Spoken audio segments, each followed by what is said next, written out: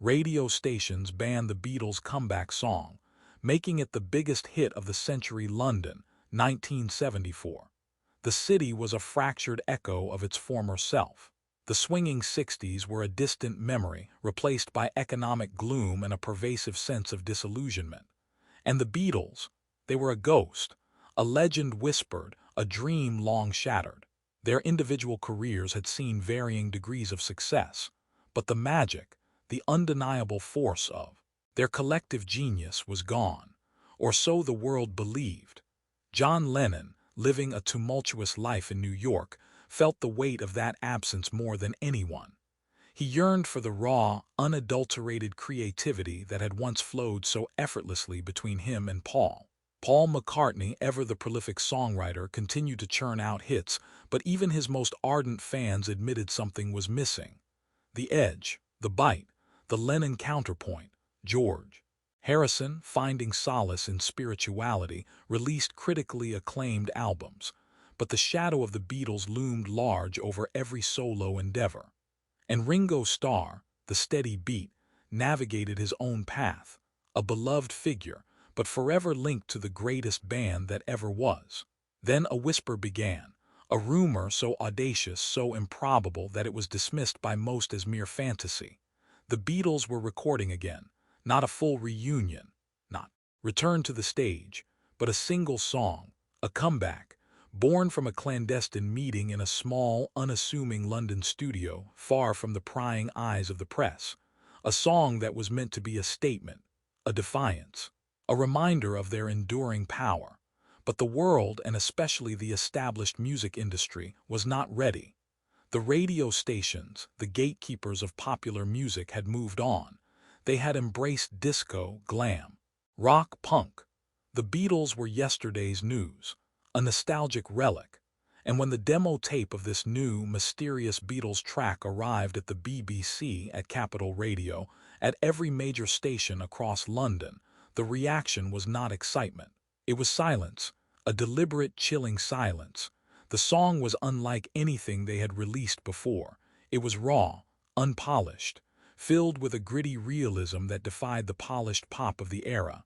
It was a song about disillusionment, about the broken promises of the 60s, about the struggle to find meaning in a world that had lost its way. And the lyrics, they were too honest, too confrontational, too John. The radio executives, comfortable in their new musical landscape, saw it as a threat, a disruption, a challenge to the carefully curated playlists. "It's too dark," one executive reportedly said. "Too depressing. It's not what people want from the Beatles anymore," another added, and the lyrics, they're almost an attack on the very system that made them famous. "We can't play this." The decision was swift, unanimous. The Beatles' comeback song was banned, not just ignored, actively suppressed. The silence of the airwaves was meant to bury it, to erase it, to prove that the Beatles as a cultural force were truly over. But they underestimated John Lennon. They underestimated the enduring power of the Beatles, and they underestimated the hunger of a generation for something real, something honest, something that spoke to their disillusionment. The ban was meant to kill the song. Instead, it ignited a fire that would spread from the underground, from whispered conversations and illicit tape recordings, until it became an inferno. And the very act of suppression would transform a banned track into the biggest, most unexpected hit of the century. The battle for the airwaves had begun, and the Beatles, even in their fractured state, were about to prove that some voices, once heard, can never truly be silenced. The news of the radio ban spread like wildfire, not through official channels, but through the intricate network of London's music underground. Fanzines, independent record shops, late-night pubs where disillusioned youth gathered, these were the new conduits of information. The official line was that the song was unsuitable for broadcast, too experimental, too challenging, not radio-friendly. But the real reason, everyone knew, was fear of the truth, fear of the Beatles, even in their fragmented state, still holding the power to disrupt the carefully constructed order. John Lennon, receiving the news in New York, felt a familiar surge of defiance. "They always try to shut us up, don't they, Yoko?" he muttered, a wry smile playing on his lips. "The more they try, the louder we get." Paul, in his secluded farm in Scotland, heard the news with a mix of frustration and a grudging respect for John's uncompromising vision. Bloody hell, John, he thought, always pushing the envelope, but maybe he's right. George, meditating in his Friar Park estate, simply nodded. He understood. The establishment had always feared true spiritual and artistic freedom. Ringo, ever the pragmatist, worried about the commercial implications. A banned song, that's not good for business, lads. But something else was happening. The band, instead of killing the song, was giving it life. Hey, before we continue with this incredible story, I need to give you an important warning. Many subscribers have reported that YouTube has removed their subscriptions without notice. Just take a quick look at the red button below to make sure you're still subscribed to the channel. I don't want you to miss any of the exclusive content that's coming up, and while you're there, leave that powerful like that helps me a lot with the algorithm. Oh, and tell me in the comments, which city are you watching from? I love getting to know every amazing person who is part of this community. Your participation makes all the difference. Let's interact. Bootleg copies of the demo tape began to circulate, from hand to hand, from cassette deck to cassette deck. In smoky London flats, in student dorms, in dimly lit clubs, the song found its audience. It was raw. It was imperfect. It was a stark contrast to the polished pop dominating the airwaves, and it resonated. The lyrics, penned primarily by John, spoke of the disillusionment of a generation, the broken dreams of the 60s, the hollow promises of peace and love, the struggle to find meaning in a world that felt increasingly cynical. Where did the dreams go? Did they just fade to gray, or were they stolen in the light of day? The words cut deep. They articulated a feeling that millions of young people and even older disillusioned fans felt but couldn't express. The song wasn't just music, it was a confession, a shared lament, a defiant cry, and the fact that it was banned. That only made it more powerful, more desirable. It became a symbol of rebellion, a secret handshake among those who felt alienated by the mainstream. Independent pirate radio stations, operating from clandestine locations across the English Channel, picked up on the buzz. They started playing the song, first cautiously, then with increasing frequency. The signals were weak, often fading in and out, but the message was clear. The people wanted this song. The BBC, the established behemoth, remained steadfast in its ban. Their executives, convinced they were protecting the public from unsuitable content, failed to see the growing tide. They dismissed the underground buzz as a fringe phenomenon, a temporary rebellion, but the whispers were growing louder. The demand for the song was becoming undeniable. Record shops, initially hesitant, started receiving requests. "Do you have that new Beatles song, the one they banned?" The irony was palpable. The very act of suppression was creating a monster of demand, a monster of cultural significance. John, hearing reports of the song's underground success, felt a glimmer of his old fire return. "They can ban the airwaves, Paul," he reportedly told McCartney in a rare phone call. "But they can't ban the people's ears." And in the heart of London, in the smoky pubs and clandestine clubs, the banned song became an anthem for the disillusioned, an anthem for the unheard, an anthem that proved the Beatles, even when silenced, still had the power to move mountains. The stage was set for a confrontation, the establishment versus the underground, the silence of the airwaves versus the roar of the people. And the biggest hit of the century was about to be born, not from a carefully orchestrated marketing campaign, but from the raw, unyielding power of defiance. The official ban on the Beatles' comeback song was a gauntlet thrown, and the pirate radio stations, operating from rickety ships in international waters or hidden transmitters in abandoned warehouses, were the first to pick it up. These stations, often run by passionate music lovers and rebellious spirits, thrived on playing what the mainstream wouldn't touch. They were the voice of the counterculture, the soundtrack to London's hidden pulse. Radio Caroline, Radio Luxembourg, and a myriad of smaller, fleeting signals began to champion the track. The song, provisionally titled Grey Days and Broken Promises, a title later changed for official release, became their anthem. It was raw, unpolished, and perfectly captured the mood of a generation feeling adrift. John's vocals, gritty and world-weary, resonated with a profound honesty. Paul's melodic counterpoints, though subtle, provided a glimmer of hope amidst the gloom.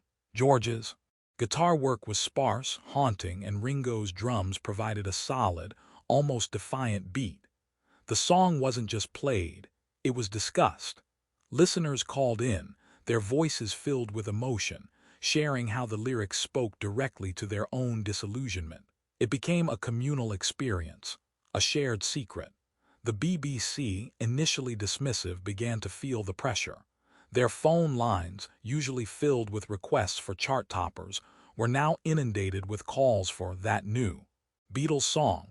Why aren't you playing the new Beatles track? Everyone's talking about it, it's brilliant. The Pirates are playing it, why aren't you? The executives, entrenched in their traditional views, doubled down. It's not suitable, they reiterated. It doesn't fit our programming. But the public didn't care about programming. They cared about the music. The song's notoriety grew with every illicit play. It became a symbol of artistic freedom, a rallying cry against censorship. The very act of banning it had inadvertently turned it into a phenomenon. John, hearing reports of the pirate radio phenomenon, felt a surge of vindication. They tried to bury it, Paul, he reportedly said. But the people dug it up. Paul, ever the pragmatist, saw the commercial potential. It's selling on the black market, John. People are literally risking fines to get their hands on it. The record labels, initially hesitant to release a banned song, started to see the writing on the wall. The demand was undeniable. The underground buzz was too loud to ignore. A meeting was called at EMI's London headquarters. A tense, heated debate ensued. We can't release a banned song, argued one executive. It sets a dangerous precedent. We can't afford not to release it, countered another. The public wants it. The Pirates are proving that. We're losing money and credibility by ignoring it. The decision was made. With a heavy heart and under immense pressure from the public and the band's management, EMI agreed to a limited release. No fanfare, no major promotion. Just a quiet, almost reluctant release of the single. They believed it would be a minor hit, a curiosity, quickly forgotten once the novelty of the band wore off. They were wrong. The moment the single hit the shelves in London, chaos erupted. Lines formed around record stores. People queued for hours, desperate to get their hands on the official version of the song they had only heard in whispers and crackling pirate broadcasts. The single sold out within hours, then days, then weeks. It wasn't just a song anymore. It was a statement, a victory for the underground, a triumph of the people's voice over the establishment's control. And the radio stations, the very ones who had banned it, were about to face an unprecedented challenge. The biggest hit of the century was not just coming. It was already here, and it was about to force them to play a tune they never wanted to hear. The official release of Grey Days and Broken Promises was not a quiet affair. It was an explosion. The limited initial pressing sold out instantly, creating a frenzy across London. Record stores reported unprecedented demand. Black market prices for the single skyrocketed. The public, fueled by the ban and the underground buzz, was desperate to own the song. The BBC and other major radio stations found themselves in an impossible position. Their phone lines were jammed with requests. Their listenership was openly questioning their editorial decisions. You're playing all this rubbish, but you won't play the new Beatles song. A caller fumed live on air to a bewildered DJ. It's a disgrace, the pressure mounted daily. Newspapers, initially siding with the establishment, began to shift their tone. Headlines questioned the ban. Music critics who had initially dismissed the song were now forced to acknowledge its undeniable cultural impact. Even politicians, sensing the public mood, began to weigh in, cautiously questioning the wisdom of censoring popular music. John, watching from New York, felt a grim satisfaction. "They tried to put the genie back in the bottle, Paul," he told McCartney during a transatlantic call. "But the genie's out and it's singing our song." Paul, ever the strategist, saw the opportunity. "We need to lean into this, John. Make them look ridiculous." George, observing the phenomenon, recognized the deeper truth. The people are hungry for honesty. They're tired of being fed pap. Ringo, always the barometer of public sentiment, simply said, "Everyone's talking about it, lads. Everyone." The song, with its raw lyrics and melancholic melody, had become more than just a hit. It was a cultural phenomenon. It was the soundtrack to a generation's disillusionment, a defiant anthem against the perceived failures of the past decade. The lyrics, once deemed too dark, were now seen as prophetic.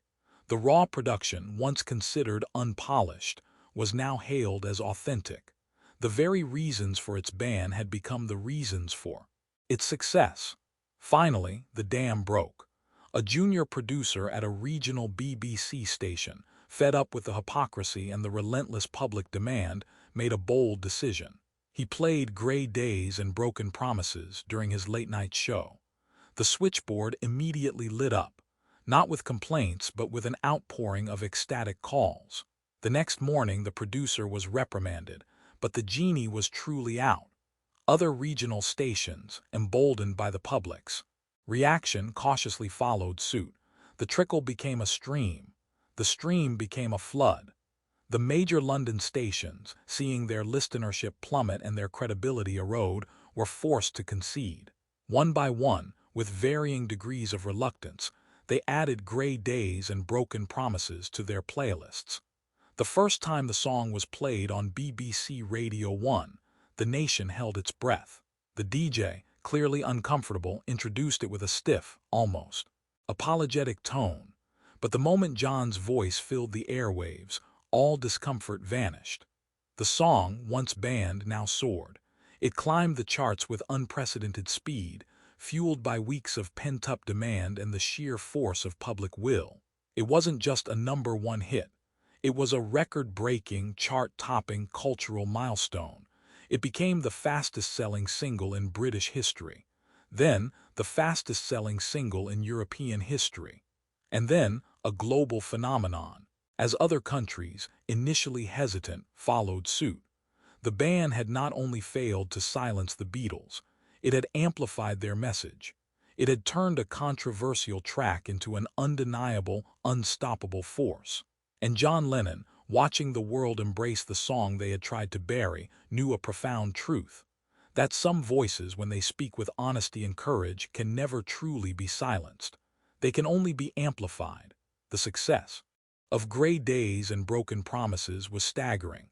It dominated the charts, not just for weeks, but for months, becoming a cultural touchstone of the mid-70s. The irony was not lost on anyone. The song that was deemed unsuitable and too dark had become the biggest hit of the century precisely because of its raw honesty. For John Lennon, the triumph was bittersweet. He had proven his point. He had shown the establishment that the people still craved authenticity even if it was uncomfortable. But the process had been arduous. The fight, exhausting. He spoke about the song's success with a mix of pride and cynicism. "They only play it now because they have to," he told a reporter. "They don't understand it, they just understand money." Yet, beneath the cynicism, there was a profound sense of vindication.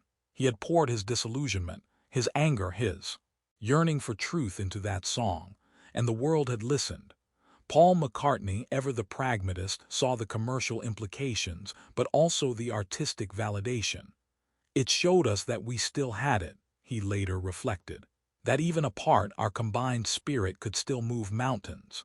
George Harrison, the spiritual seeker, saw it as a victory for truth over illusion. "The truth always finds a way," he mused, "even if it has to sneak in through the back door." Ringo Starr, the steady heart, simply enjoyed the fact that people were listening to their music again. "It was good to hear us on the radio," he admitted. "Felt like old times in a way." The song's impact went beyond sales figures. It sparked a new wave of introspection in popular music. Artists, emboldened by the Beatles' success, began to explore darker, more complex themes. The polished, superficial pop of the early '70s began to give way to a grittier, more honest sound. It was a subtle shift, an unseen harmony, but its influence was undeniable. The band had inadvertently created a cultural revolution. It had forced the music industry to confront its own biases, its own fear of challenging content. And it had reminded everyone that the power of music ultimately lay with the people, not with the gatekeepers. But the most profound impact was on the Beatles themselves. The success of Gray Days and Broken Promises proved that their individual paths, while necessary, had not extinguished their collective spark. It showed them that even in their fractured state, their combined voices could still create something monumental. It didn't lead to a full reunion. The personal wounds were still too deep, the individual trajectories too set. But it opened a channel of communication, a channel of mutual respect. John and Paul, who had been estranged for years, began to exchange letters, then phone calls. They discussed the song's success, the absurdity of the band, the enduring power of their music. The conversations were tentative at first, filled with unspoken history. But slowly, painstakingly, a bridge began to form. A bridge built on the foundation of a shared triumph, a triumph born from defiance. A triumph that proved their artistic vision, even when challenged, was ultimately unstoppable. The climax wasn't a dramatic concert or a public reconciliation. It was the quiet, unseen harmony that began to resonate between the four men. A harmony born from the ashes of a band, from the roar of the people, and from the undeniable truth that some connections, like some songs, are simply too powerful to ever truly be silenced. And, in that unseen harmony, a new chapter, however fragile, began to unfold for the legends who had once conquered the world. The success of Gray Days and Broken Promises left an indelible mark, not just on the music industry, but on the individual members of the Beatles. For John, it was a profound validation. It proved that his uncompromising artistic vision, his willingness to confront uncomfortable truths, still resonated deeply with the public. He channeled this renewed confidence into his subsequent solo work, embracing a more direct, politically charged style. The song became a benchmark, a reminder that authenticity, even when challenging, was his greatest strength. Paul, observing the phenomenon, found a renewed appreciation for the raw power of John's songwriting. While he continued his melodic pop, the experience subtly influenced his approach, adding a deeper, more introspective layer to his work. The success of the band's song reminded him of the potent magic that happened when he and John pushed each other creatively. George, ever the quiet observer, saw the triumph as a testament to the enduring spirit of rebellion against conformity. He continued to explore his spiritual and musical paths, but with a renewed sense of purpose, knowing that genuine expression, no matter how unconventional, would always find its audience. Ringo, always the steady beat, felt a surge of pride. The song's success was a collective victory, a reminder that despite their differences, they were still the Beatles. It reinforced his belief in the power of their shared legacy. The radio stations, once the gatekeepers, were forced to reevaluate their policies. The ban on Gray Days and Broken Promises became a cautionary tale, a stark example of how attempting to censor popular sentiment could backfire spectacularly. It paved the way for more diverse and challenging music to find its way onto the airwaves, subtly altering the landscape of mainstream radio. The song itself became an anthem for artistic freedom. It was cited by countless musicians as an inspiration to defy commercial pressures and stay true to their creative vision. It proved that sometimes The most powerful statement an artist can make is to simply be themselves, even when the world expects something different. But perhaps the most significant consequence was the subtle, yet profound, shift in the relationship between John and Paul. The success of the song, a collaborative effort born from their shared genius, created an undeniable bond. The phone calls became more frequent, less strained. The bitterness, though not entirely gone, began to recede, replaced by a grudging respect and a shared sense of accomplishment. They never fully reconciled to the idea of a Beatles reunion. The past was too complex, the individual paths too divergent. But the gray days and broken promises phenomenon had built a bridge of mutual admiration, a bridge of shared history, a bridge that allowed them to acknowledge their profound connection, even if it was from a distance. John, in his later years, often spoke of the song with a particular fondness. "They tried to kill it," he'd say, twinkle in his eye, "but it just made it stronger, like us." The echo of that defiance, the memory of a song that refused to be silenced, resonated throughout their lives. It was a testament to their enduring power, their unwavering commitment to artistic truth, and the undeniable fact that some voices, once heard, can never truly be forgotten. The world had tried to move on from the Beatles, but the Beatles, through a band's song, proved that they were still relevant, still powerful, still capable of shaping the cultural conversation. And in that defiant echo, they found a renewed sense of purpose, a quiet understanding that their legacy was not just in the past, but in the ongoing conversation their music continued to spark. The story of gray days and broken promises became a legend, a testament to the power of artistic defiance and the unstoppable will of the people. It proved that sometimes the greatest hits are born not from careful marketing, but from raw honesty and the courage to speak an uncomfortable truth. Decades later, the song remains a powerful reminder of that era. It's played not just as a classic, but as an anthem of resilience, a symbol of fighting against the grain. Music historians and cultural critics still dissect its impact, pointing to it as a pivotal moment that reshaped the music industry's relationship with artistic freedom. The radio stations that initially banned it now play it with reverence, a silent acknowledgement of their past misjudgment. The executives who once dismissed it are long gone, replaced by a generation that understands the profound lesson learned that year in London.